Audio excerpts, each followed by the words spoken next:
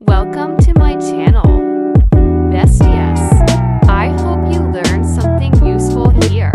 Please subscribe, share, like and leave a comment. Today we'll be making gyada. Gyada is a northern drink. It is majorly made in northern homes, but as an Igbo girl, I grew up in the north, so I decided to make this for the very first time on my own. So the major ingredients for gyada are groundnut and rice. The rice is actually tuwon shinkafa, like the rice used to make tuwon shinkafa. Tuwon shinkafa in English is actually the rice the North people use to make their swallow. Yes, they use this kind of rice to make their swallow. They use it to make it like eba, fufu, amala. Like this is actually what they use. So these granules that I'm using, I used 2 milk tin cups of groundnut and 1 milk tin cup of rice. So the health benefits of this recipe is that, as we all know, this rice contains high percentage of fiber, and it helps in heart problems. Like it protects your heart, it protects your nervous system. It's very nutritional. This rice, groundnut, we all know, it's also very good for our health. So at least having this kind of meal once in a week will not cause any harm to your health. Rather, it's going to be very good for you and your family, and it's actually easy to make. So first off, I washed my stuffs, the stuffs that I'm using, these food products I'm using. I washed the rice neatly. You wash it because we all know that the sellers out there, they don't wash these grains before selling it. So you wash it properly, wash it over and over in different water until you have a clear water before you go ahead and soak. You wash the rice and also the groundnut very well. Some people fry their groundnut, but I decided not to fry mine.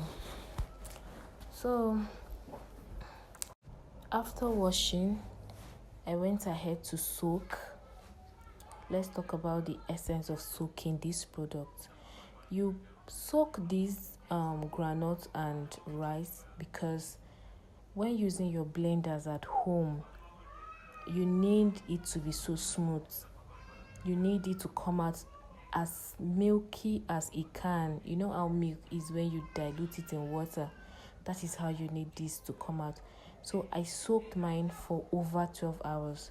I soaked it from 10 a.m. this morning, and then I made use of it the next morning by 8 a.m.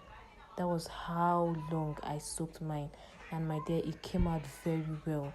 Sincerely, if you want it to be if you want this recipe to go well for you, just soak these 2 particular foodstuffs very well. So this is my groundnut, as you can see, well soaked. This is the next day. I actually painted my nails. So this is the rice. As you can observe, I didn't put too much water in the rice. If you can observe, I didn't put too much water in the rice because that rice doesn't need to be too loose. Like, you need more water in it. So this is the blender I'm using. This blender came in handy at the right time. So I blended my rice first, my soaked rice first. You blend your rice first, please, before going ahead to blend your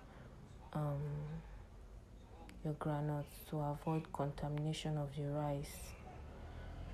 So I blended it over and over to give a very smooth consistency, and it came out as milky as what I've never seen before. So I blended it. Please make sure you observe proper hygiene. Wash your blenders. If you know your blender is always sitting down without you using them, or you use them for pepper, tomatoes. Please wash them properly.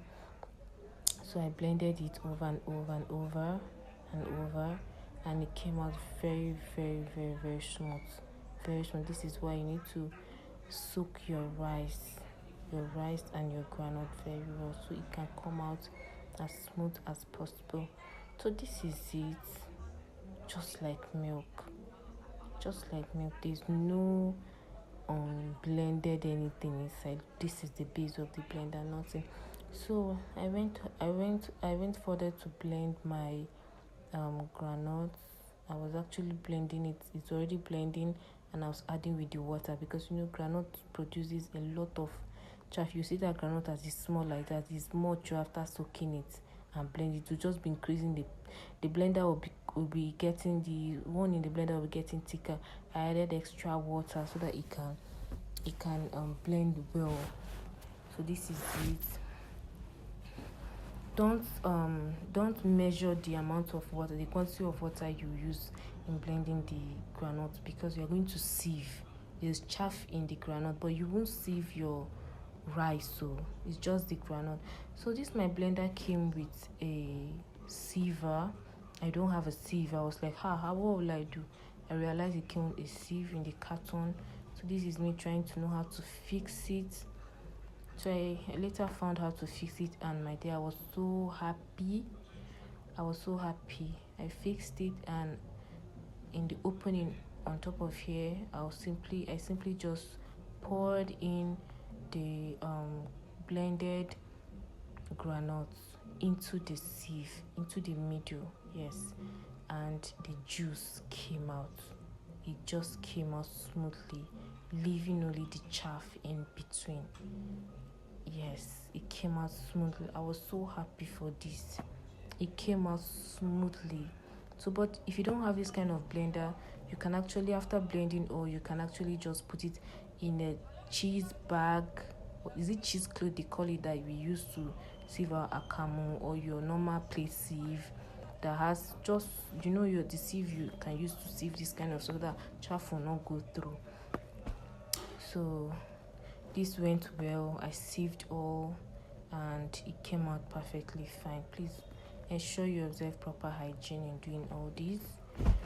And then I sieved all. This actually took some time, but I had no choice because I wasn't having any other sieve.